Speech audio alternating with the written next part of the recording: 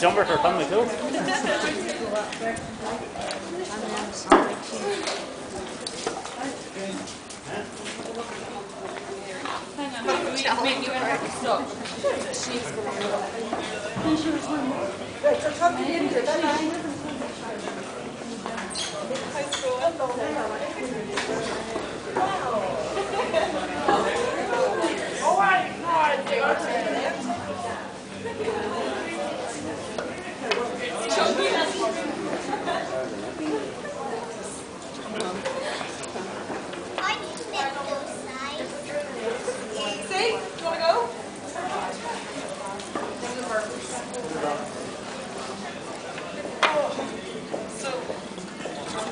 First thing we've got to grab onto this one here. Grab it up here. It goes in here. I put it in behind. It goes in behind the other needle.